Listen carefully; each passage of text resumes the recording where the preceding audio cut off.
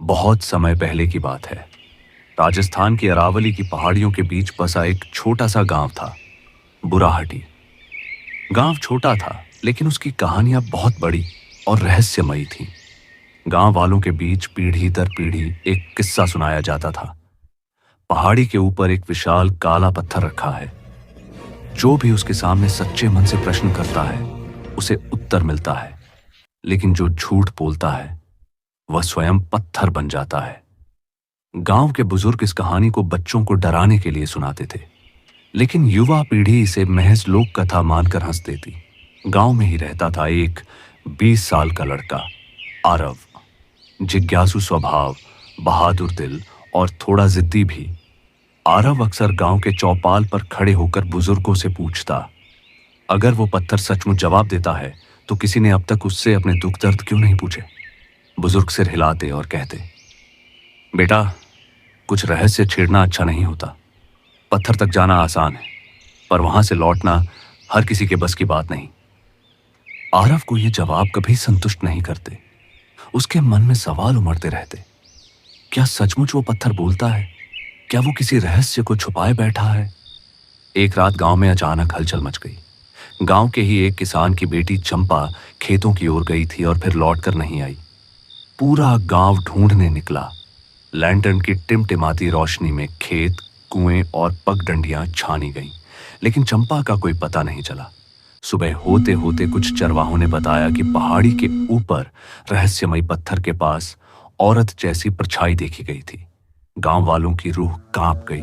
बुजुर्ग बोले, वो पत्थर फिर जाग उठा है, किसी की बलि लेगा। गांव में भय का माहौल फैल गया। लोग घरों से निकलना बंद करने लगे, लेकिन आरव का खून खौल रहा था। उसने मन ही मन ठान लिया, चंपा को ढूंढ कर ही लौटूंगा, चाहे वो पत्थर सचमुच शापित हो या वरदान। उसकी दादी ने रोका, बेटा वहां मत जाना। तेरे पिता भी कभी उस पत्थर की तलाश में गए थे और कभी लौट कर नहीं आए। आरव चौंक गया। तो ये रहस्य मेरे पिता की गुमशुदगी से भी जुड़ा है? अब उसके लिए यह यात्रा और भी जरूरी हो गई। दूसरे दिन भोर में ही आरव ने अपना छोटा सा झोला बांधा। उसमें पानी की मशक, सूखे चने और एक पुरानी लालटेन थी। गांव के लोग उसे रोकते रहे, लेकिन आरव के कदम डगमगाए नहीं। जैसे जैसे वह पहाड़ी की ओर बढ़ता, रास्ता सुनसान और डरावना होता गया।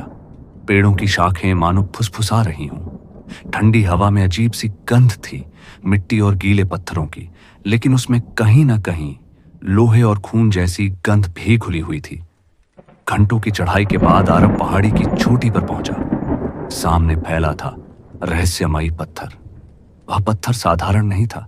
उसका आकार किसी मंदिर की मूर्ति जैसा था, लेकिन बिना तराशा हुआ। चारों ओर काई जमी थी और उस पर हल्की सी लाल धारी थी, जैसे किसी ने उस पर रक्त चढ़ाया हो। पत्थर के पास जाते ही आरव को अजीब सी धड़कन सुनाई देने लगी, जैसे पत्थर जीवित हो, उसकी सांसें चल रही हो। आरव का गला सूख गया। उसने धीमी आवाज में पूछा, क्या तुम सचमुच उत्तर देते हो? कुछ पल सन्नाटा रहा, फिर पत्थर से आती हुई गहरी आवाज गूंजी, सवाल करने वाले सच के साथ आना। पत्थर से निकली उस भारी गूंजती हुई आवाज ने आरव की रीढ़ में सनसनी दौड़ा दी। वह कांपते होंठों से बोला, मैं सच के साथ आया हूं, मुझे चंपा को खोजना है। वो कहां है?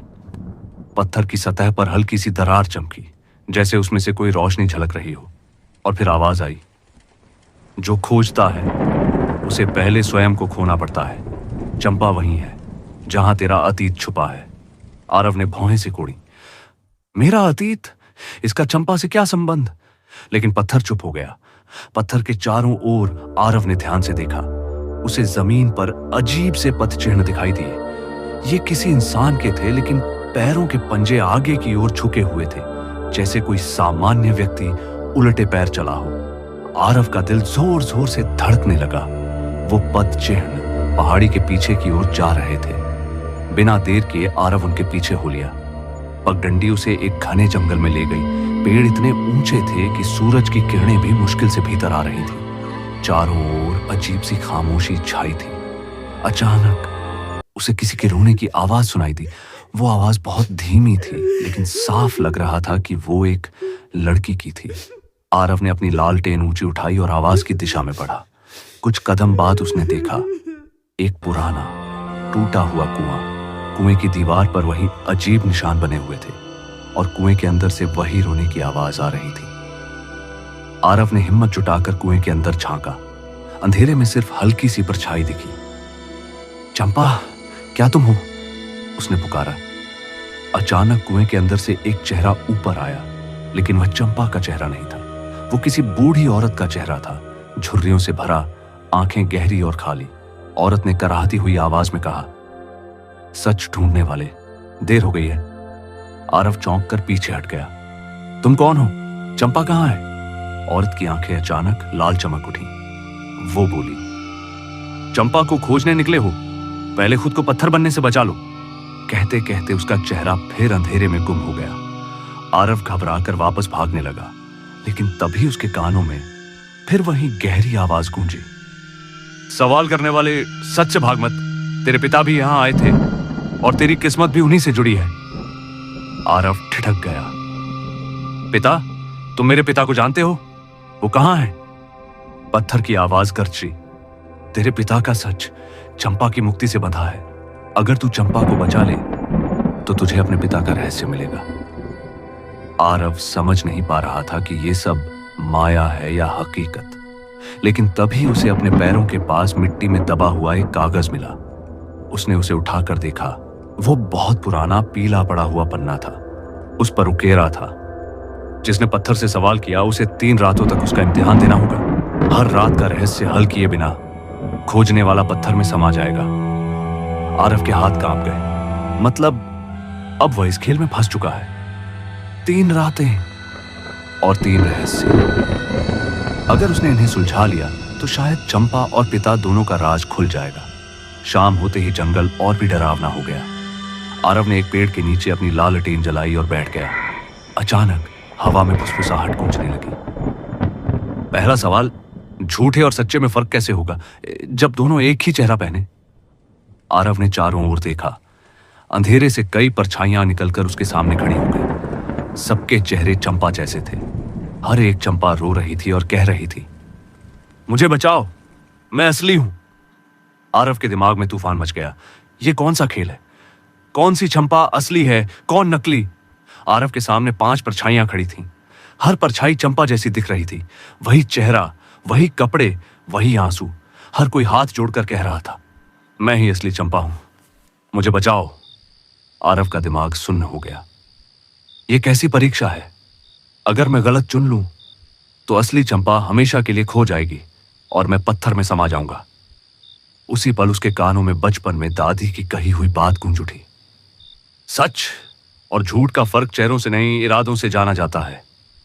आरव ने खुद को संभाला और हर चंपा के पास जाकर सवाल करने लगा। पहली चंपा बोली, आरव, जल्दी मुझे बाहर निकालो, मुझे डर लग रहा है। आरव ने गौर किया।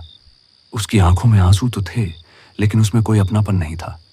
दूसरी चंपा रोते हुए बोली, मां मेरा इंतजार कर रही होगी, मुझे घर ले चलो।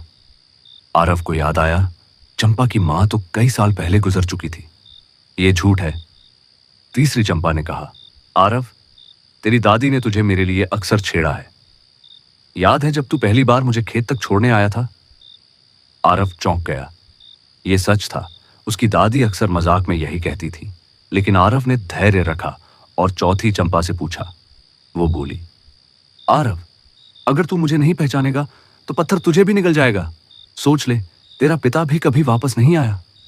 आरव समझ गया, ये तो डर फैलाने वाली कोई माया है। अब 5वीं चंपा बची थी।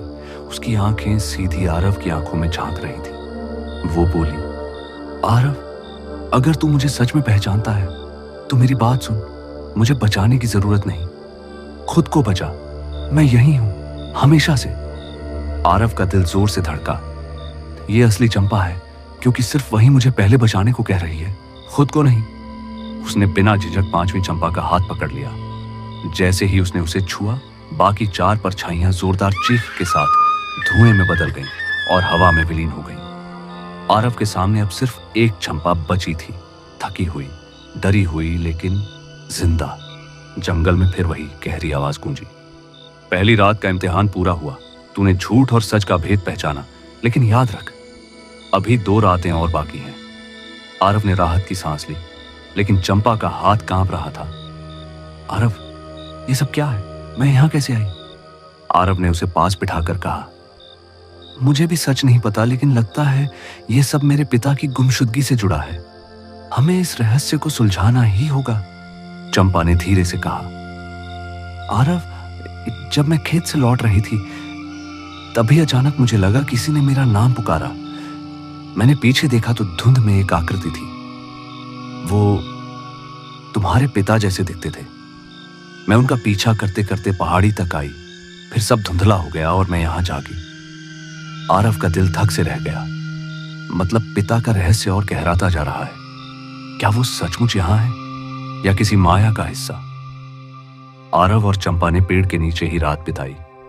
सुबह होते ही हल्की धूप की किरणें जंगल में आईं, लेकिन उस अंधकार से राहत नहीं मिली। कहीं ना कहीं हवा में डर अब भी तैर रहा था। शाम होते ही हवा अचानक भारी हो गई। जंगल की शाखें आपस में टकराने लगी। पत्थर की आवाज फिर गूंजी। दूसरी रात का इम्तिहान तैयार है। इस बार तेरे सामने तेरे अतीत का सच खड़ा होगा। अगर तू उससे भागा तो हमेशा के लिए पत्थर बन जाएगा। अचानक उनके सामने धुंध छाने लगी और धुंध से बाहर आया एक आदमी का चेहरा। आरव की आंखें फटी रह गईं। वो चेहरा किसी और का नहीं,